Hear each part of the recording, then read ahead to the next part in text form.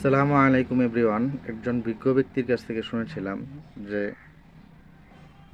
মানুষকে কেমন জানি আল্লাহ তাআলা বোঝাতে চান যে তুমি যখন জন্ম নিয়েছিলে তখন তোমার অনুমতি নেই নাই, তোমার যখন এক দাঁত পরে অপর দাঁত উঠেছে তখনও তোমার অনুমতি নেই নাই, অথচ তোমার ভিতরেই এই দাঁতটা বহমান।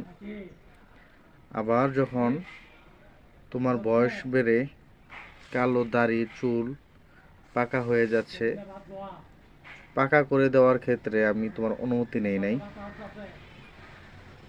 আর যখন হঠাৎ মৃত্যু হবে, তোমার যখন মৃত্যু চলে আসবে তখন অনুমতি দেব না। আর এই বাস্তবতা থেকে আমাদের শিক্ষণীয় বিষয় হলো যে জীবন বহমান, জীবন চলে যাবে।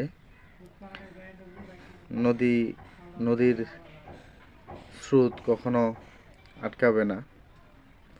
জীবন একদিন নিঃশেষ হয়ে যাবে, হাড্ডি অবশিষ্ট থাকবে। পরকাল ভালো হলে হয়তো কল্যাণ, না হলে হয়তো অকল্যাণ। আল্লাহ বুঝার তৌফিক দান করেন, আমিন।